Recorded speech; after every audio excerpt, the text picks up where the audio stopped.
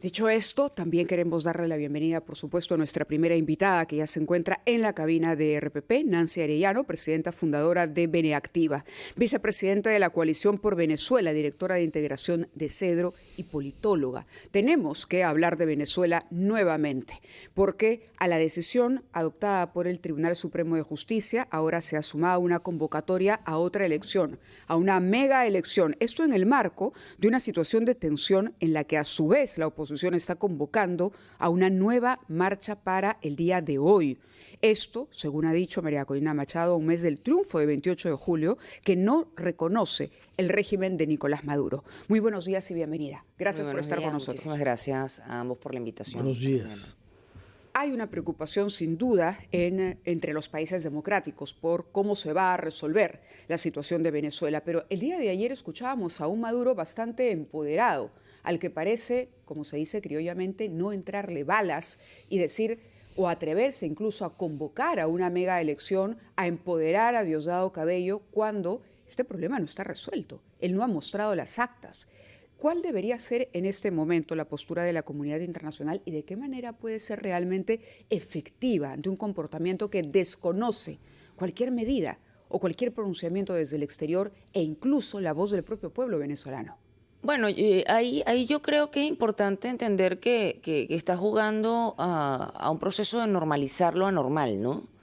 Ese ha sido gran parte del juego de la erosión de las instituciones en Venezuela. Creo que lo más importante es no ceder ante ese intento de normalizar insisto, bueno, ya el desoír la voluntad mayoritaria expresada en los votos es como el último resquicio de legitimidad dentro de, pero no solamente a nivel del deber ser, sino que además implica ya retar a los propios espacios de gobernabilidad y de legitimidad en calle, lo cual termina siendo insostenible cualquier proyecto político dentro de Venezuela. Y yo creo que ahí es importante no solo mirar al chavismo, sino mirar la historia completa de Venezuela, que mira, Venezuela era un país que en el siglo XIX se decía que era un cuero seco, que lo pisabas por un lado y se levantaba por el otro. Es importante entender que aún sigue la gente protestando en distintos espacios y que en este momento lo que está haciendo Maduro es ir contra sus propias bases dentro del chavismo, y creo que eso ya es otro nivel, insisto, de afrenta. A eso justamente apuntaba la pregunta, porque entre tanto el tiempo corre. El señor Maduro, por ejemplo, ayer se ha denunciado la detención de un asesor legal de la propia María Corina Machado. La represión también aumenta, porque parece ser la única respuesta que tiene el régimen en este momento para enfrentar en las calles de Venezuela a la oposición. Y los cambios en el gabinete han sido unos cambios de atrincheramiento, porque han sido unos cambios a unos personajes que incluso se disputan espacios dentro del madurismo, ¿no? O del madurato. Son personajes que incluso dentro de la propia lógica, disposición del poder, estaban más bien separados, y Maduro buscaba reafirmar un espacio propio de desenvolvimiento y pareciera que ha tenido que reafirmarse con el nombramiento de Diosdado, con ahora Delcy y el grupo de Rodríguez, ¿no? Controlando el tema petrolero.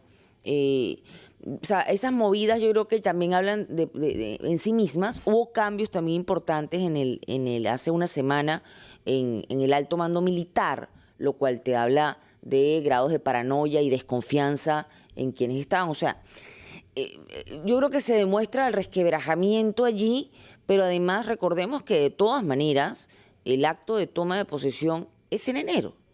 O sea, hay un tiempo político, un tiempo constitucional y un tiempo cronológico.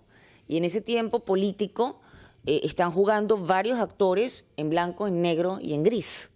Tenemos que ir a una pausa, Nancy Arellano, después de la cual yo quisiera retomar una pregunta que planteó Mávera Huerta sobre el empoderamiento de Diosdado Cabello.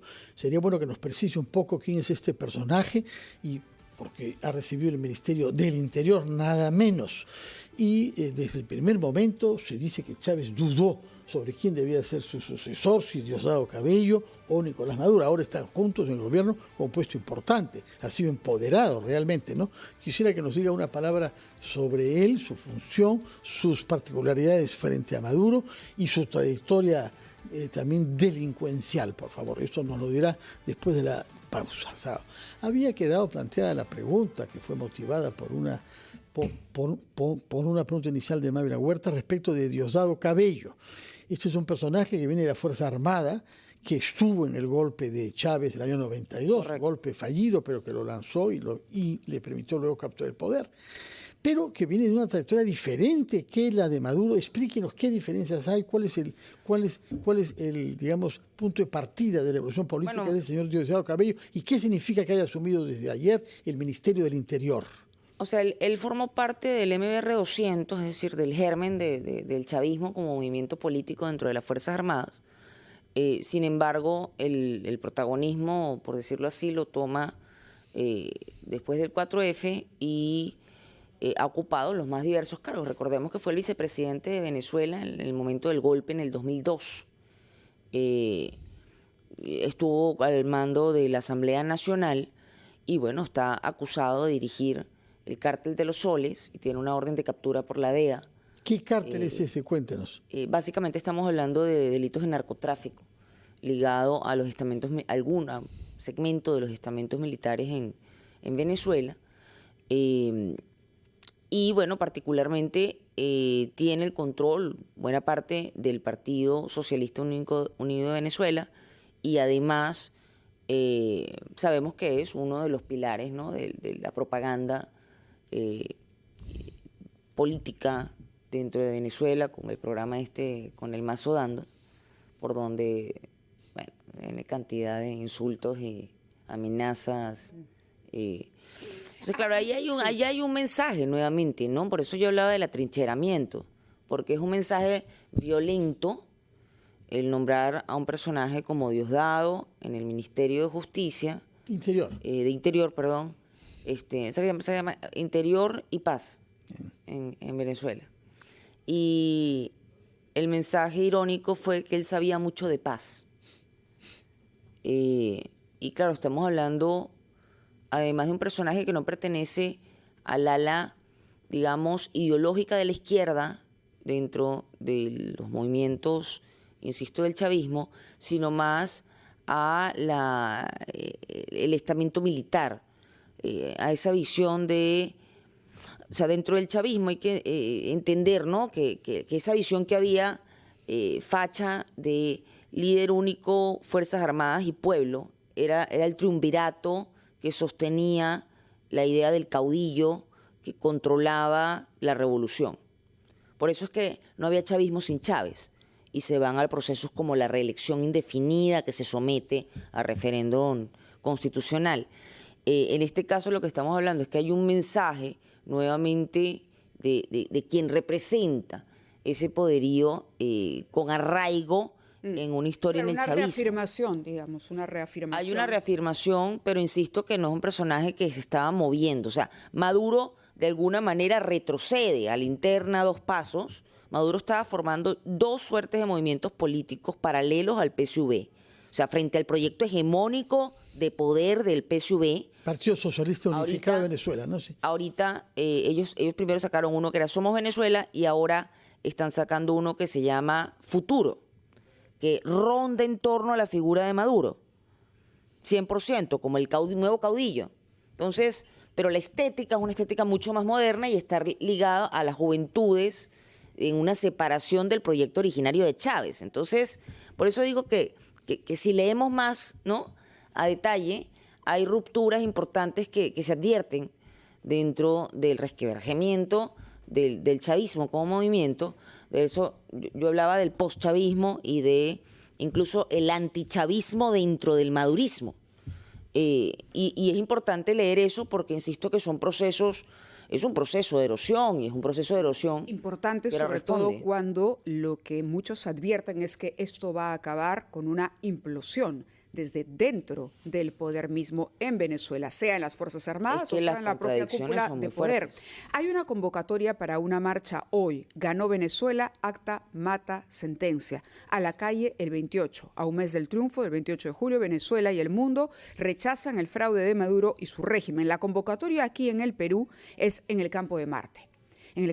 Pero quería justo antes de hacer la convocatoria, que usted seguramente hará, preguntarle por estos mensajes de algunos miembros de las Fuerzas Armadas en retiro, supongo yo, que también están circulando a propósito de esa posibilidad, no sé qué tan remota, de la implosión en las Fuerzas Armadas y los llamados que hace reiteradamente María Corina Machado a los elementos de las Fuerzas Armadas para que no persigan al pueblo. ¿Hasta qué punto podría esa ser la salida al madurismo? Bueno, las Fuerzas Armadas tienen un deber de defender la Constitución, no defender a ninguna persona. Es el discurso de Machado. Eso es lo que dice la Constitución y es como se han formado los oficiales de las Fuerzas Armadas. Es muy importante entender que incluso ha habido una afrenta continuada a la propia institucionalidad de las Fuerzas Armadas, cuando, por ejemplo, se añadió a los reservistas como un componente, cuando en algún momento se colocó como ministro de Defensa un civil. Ha habido, insisto, varios golpes internos, ¿no?, a la moral de las Fuerzas Armadas. Hemos visto que, por ejemplo, todos los casos de represión ha sido por parte de la policía política, pero no ha sido por parte de las Fuerzas Armadas. Durante todo este mes, Maduro ha tenido que crear, primero se lanzaron todo este movimiento de la Operación Liberación del Pueblo, las OLP, que después dieron paso a lo que fue la FAES. Han generado mecanismos de coacción a través de la creación de estructuras policíacas.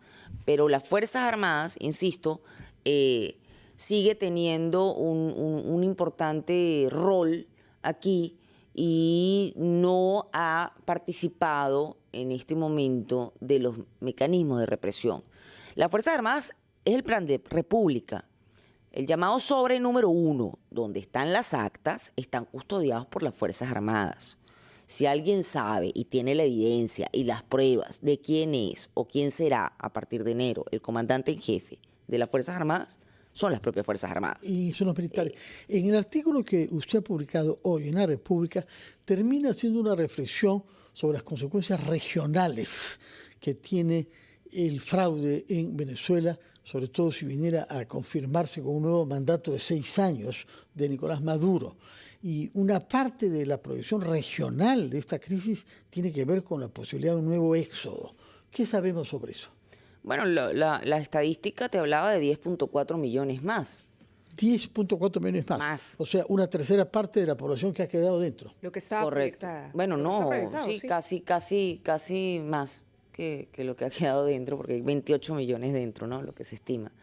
Sería gravísimo en términos, insisto, del mensaje a la región sobre la democracia, del mensaje a la región sobre el libreto para perpetuarse en el poder y sobre la fragilidad de las democracias en la región y sobre la imposibilidad de la comunidad internacional de hacer algo respecto de la institucionalidad.